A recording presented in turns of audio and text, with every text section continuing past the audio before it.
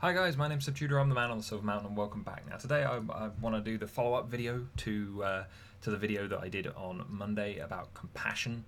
And today I want to talk about 6 ways to kind of show compassion more, because especially when I was a kid, I found it difficult kind of showing kindness and kind of easing the suffering of others, because I didn't necessarily see an awful lot of that kind of come back my way, or it was very standoff, or it was very focused on just action and doing things and achieving stuff. And especially after we moved house and I moved schools and all those kind of things, it was one of those situations where I became a lot more quiet and I was much more distant from everyone else because I didn't understand the dynamics here. It was very different. I moved from a very small kind of community to a town to city sized community, with a lot more people in it and a lot more diversity and a lot more kind of other things going on between people that I just didn't understand. And so as a result, it became this thing that kind of sat with me all the way through until kind of towards the end of secondary school, where showing appreciate, as much as I could see how everybody worked and I could follow the patterns in behavior, and I could my empathic kind of perceptive ability was there to understand the ins and outs of people, to pick them apart and know when they would do a thing and how they would react to a thing and all that kind of stuff.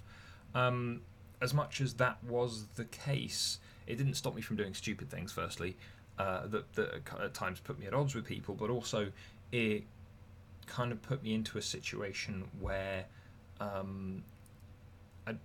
just found myself not completely knowing how to show care for other people, even if they had come to me for help, attention, whatever else. And it was tough. It meant that friends remained at more of a distance than maybe I wanted them to. People that I cared about or wanted to care about, even if they liked me in return, just weren't as able to kind of take on board that I liked them back in various ways, and how I could help them and how I wanted to look after them, and how they meant something to me. And so as a result, today I wanted to go through 6 points on how to show compassion, how to be more compassionate.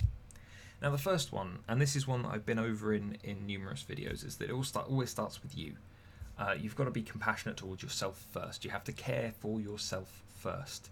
You have to praise yourself for the things that you do well and forgive yourself for the mistakes and shortcomings that you run across in yourself.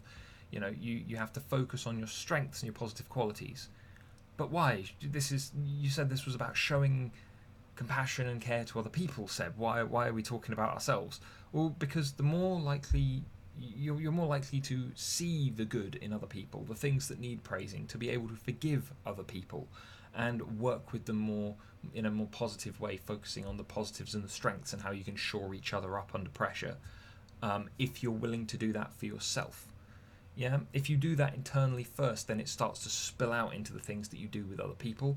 Whilst otherwise, if you're being negative towards yourself all the time and trying to be positive towards other people, then it's always tinged with whatever kind of miserable situation you've brought with you. Now, the next one, second one on our list, is encourage others, and this is a bit of a no-brainer. When you've got someone who's come to you and they're either seeking advice or they're having a tough time or whatever else, and to you it might not seem as much of a tough time as it does to them, but people have hard times with different things. Then we've already talked about praising and encouraging ourselves as a result of focusing on the positives. Now you do this for them. You praise it when they do something well, and you give them permission to forgive themselves when they've done something wrong. And I'm not talking about something so catastrophic like burning down an entire house. That obviously has other ramifications to it. But let's say someone just hasn't managed to get all of their paperwork in on time. They were close, they need an extra half hour or something, but now they're beating themselves up and they think that something bad's going to happen. They did well on everything, it was all accurate. Yeah, they could have improved, but you need to forgive yourself on that. and focus on the positive. This is what the praise sandwich kind of model of addressing situations is kind of revolving around. If you've not come across it, the praise sandwich is used a lot of things. You're called a lot of things, and is used for dealing with kind of constructive criticism and feedback to people in work a lot of the time. And so it's a case of you focus on the things that they've done well first, then the negative stuff and the stuff that they kind of need improvement on, and then you round it off by reminding them that they have done a good job. Yeah, and not necessarily on everything, but on the parts that they have, you remind them that they've done a good job. And so as a result, it's again that praise for the good stuff, allowing them to forgive themselves for the negative stuff and see that there's a way past that, and then reminding them that they've got strengths to use. And it's something that you can use with anybody, family members, friends, co-workers, whoever. And it's a worthwhile thing to take on board, because again, the more you then, if you've already started doing this internally and then you start doing it for other people, then you're more likely to do it internally again, and it becomes this positive cycle of kind of finding a way to care for others and care for yourself, all in this kind of rotation. And it's only ever a positive thing when that happens. It gives you more to work with and more things to use to kind of get yourself going and to help other people.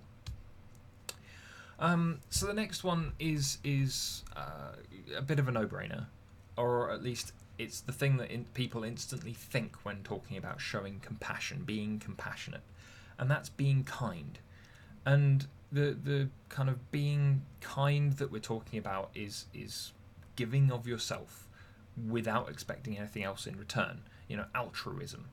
And usually when you are altruistic in this way, when you give of your time, when you sacrifice kind of your manpower or your money or whatever it is that you're doing, then there are usually some kind of benefits that come back to you, be it goodwill from people, be it a favour returned later on, be it just a new friend that you've made or whatever. Then it's all some stuff that comes back to you eventually, but you need to go in sacrificing but expecting not to get anything back. That's the whole point of it. You're doing it for the sake of doing it, and as a result, that kind of kindness does become contagious, and it kind of grows out from you and the things that you're doing with people, and is likely to roll round onto others. And then because we also, as people, we just don't like being indebted to others. We like having a kind of flat and clean kind of collection of people that we deal with that have no debts, no ups, no downs. And so as a result, we tend to, if someone has sacrificed on our behalf, we at the very least try and pay it forward. In many instances, we try to pay off that person in some way, either in kind or in by a different means. And so as a result, it's a lot of this kind of altruism, though, this just showing that you can be kind, being generous for the sake of being generous and not really caring about anything else. Firstly, most people tend to get a nice feeling from it, so it's not entirely altruistic. You are making yourself feel good, but then on top of that, in terms of compassion, especially amongst your friends, the people that you value, it's a way of showing that you care. And this is one of the things that lots of people do pick up on, but they pick up on to very limited extents. We all know about, and I've been this person as well, the person who will give gifts, who will go out of their way to help someone, and that person just, because they are romantically interested or whatever else, and so they are going in expecting something firstly, so it's not just pure altruism, but also they go in and they do this stuff, and then they wonder why they don't feel good and why they have these issues, and that's because they've not gone and sacrificed with limits. You shouldn't go in and show kindness by throwing money at someone if you don't have the money to spare yourself. You should go in and maybe offer to help them with helping them with jobs, helping them with tasks, helping them with research, doing being a shoulder for them to cry on and stuff like that, as opposed to just going, oh well, here's money. Yeah. You need to be kind within your means, because then it allows that kindness to be sustainable, as opposed to kind of negatively impacting of yourself. Because again, you can't look after anyone else unless you can look after yourself. The next one, and this is one that a lot of people kind of miss. In my experience anyway, when it comes to caring, yeah, and showing compassion and being kind. A lot of people feel like they can't be kind, they can't be compassionate, they can't kind of care unless they know all the ins and outs, so that they can include themselves in what's going on. And yet, a person who is truly compassionate, a person who can actually be caring, in full, respects the kind of dignity and privacy of other people. And so as a result, if someone has come to talk to you, do so in a place where they feel comfortable. Shut the door, pull a curtain, don't gossip about it afterwards. One of the things that stands out to me here is that, yes, you have to be able to accept the nuance that comes with it by going, okay, well, I'm going to remain somewhat distant from this because they aren't going to tell me everything about what's going on. Yeah? If I'm sat with a client and they've got a collection of issues, but one of those issues that they specifically don't really want to talk about, don't really want to work on or anything else, is how their last relationship failed, and they want to purely focus on working with me for advancement in their career and getting what they want from kind of the material side of life, then that's fine. They're the client, they've directed their situation. However, I am here to talk to, I am here to work with them, and yet as a result they can say things to me that may allude to what happened, but I'm not going to push them, I'm not going to question them on it. I can show that I care and show that I understand the impact that this has had without knowing every single detail. So again, it's allowing for the appreciation of someone else's situation without either prying too much into it by yourself, or if they do want to disclose things to you, then you make sure that it's to you and only to you, respecting their privacy and their confidentiality. I have to, by the contracts and the code that I have to follow as a coach. So, if people come and talk to me, in particular as a client, but, pretty much anyway, if they come and talk to me and they don't want something to be passed on, or if it's, as said, within the coaching relationship, then I can't say anything anyway, unless it's kind of the courts have come to me and said, you need to tell us this person has done X, Y, and Z. Or if someone comes to me and said, I've murdered 7 people, kind of have to go and tell the law about that. But anyway, moving on. The next one is something that I don't know even if it happens in schools anymore. There was a lot of time spent on this when I was in school, but it was learn how to advocate, learn how to speak on behalf of other people, but also learn how to play devil's advocate, learn how to challenge a situation that you don't agree with, but also learn how to challenge that same situation but from the opposite perspective. And I feel like it's the opposite perspective thing that isn't taught as much anymore. It's now all about, or at least from what I've observed, there's a lot more of stick up for yourself and just say and do what you believe in, with a lot less of you need to learn how to argue from both sides.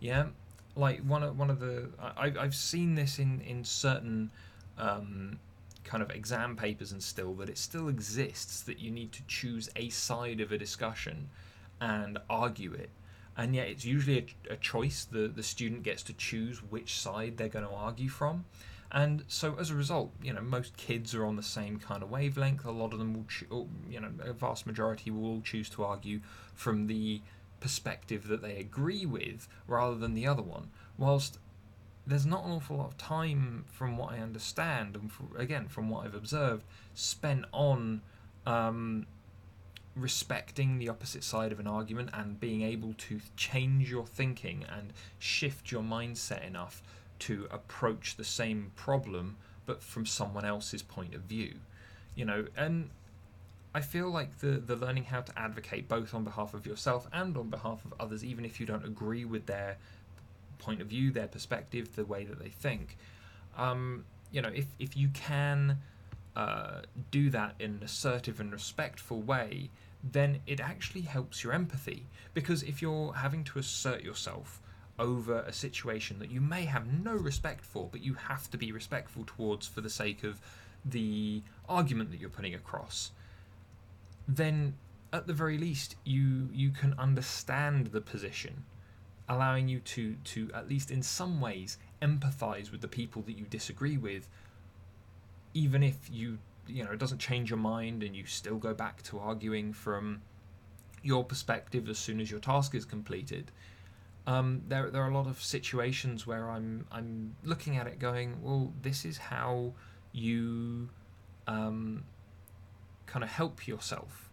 And when it comes to showing compassion, then if you can understand someone else's point of view, speak up on their behalf, be it from an area that you agree with or an area that you disagree with. If you can stand up for those people regardless on the merits or the points of whatever situation that they're actually discussing, it allows you to show kindness to a much, much broader number of people, and as a result generate more understanding from a greater number of people as well, by acting as middle ground at times, by demonstrating which points are of most value to which situation.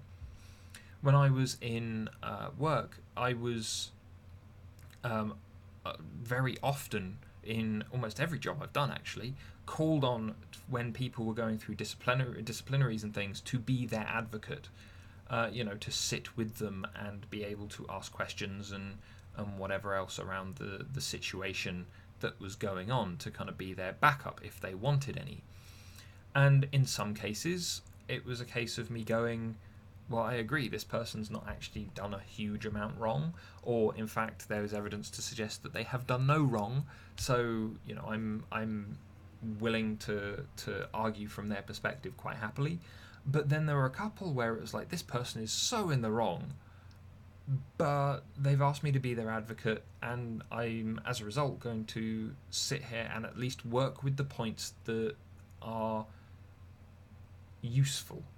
Yeah, the ones that are solid, the ones that I can get my head around and I can understand after having a conversation with him and then sitting down in a disciplinary. I can understand why this person has had this reaction, this set of things happen to them. Now, there are some which were just very cut and dry because, stuff like theft, for instance, is, if there's proof of it, there's proof of it, and it's just a breach of contract, you get terminated. But where there were more nuanced situations and things like that, it becomes a lot more of a case of changing your way of thinking to try and just, understand what's going on. Not to necessarily say it was right or wrong or anything like that, but just to understand. And as a result, a lot of people, all they want from others is to be understood. There's an awful lot of people who are unwilling to give empathy a chance, unwilling to be sympathetic, unwilling to care about someone else's other, perspective or feelings.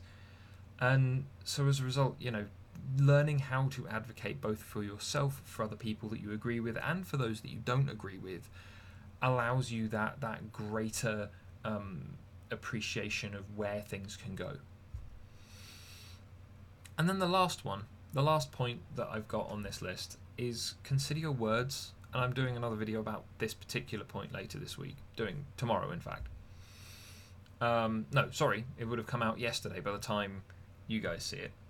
But it's a case of, you need to think before you speak. You need to be kind of considerate of what words you're using and when. And now, I've said before, words don't have any intrinsic power. They don't compel anything. However, if you've got someone who has just had an absolutely miserable time of a situation, and then you come in and you're very blunt and you basically just point out that situation was entirely their own fault, not the kindest of things to say, considering that person is already suffering. That's maybe the thing to say after they've recovered, not the thing to say in the moment that will just bury them in their misery. Yeah? Think before you speak. Think about how you would like to be spoken to before opening your mouth, and then do so. And these are your friends. These are your people around you, the people that you work with, whoever. You know, take an account of how they want to be treated. Ask them how they want to be treated, even. And just kind of use that to inform the choices that you make around the way you speak and the things that you say and how you say it. You know, and this even extends on to showing things like gratitude and little gestures to show that you're paying attention and that you care about someone else. You know, turning off your phone when you're sitting down to have lunch with someone, or sending a thank you note when someone's done something nice for you. You know, someone's sent you a gift, someone's done some work for you that was crucial to what you needed, you know, whatever. You know, just sending a thank you note, showing a little bit of gratitude, a little bit of appreciation for their efforts. You know, that's an element of kindness that spills over from just considering why you're saying things and how you're saying them. But anyway, guys, as said, that's kind of the how to show compassion, or at least how I kind of developed from not really being all that compassionate of a person kind of visibly to showing more while still being able to maintain some distance when I needed to.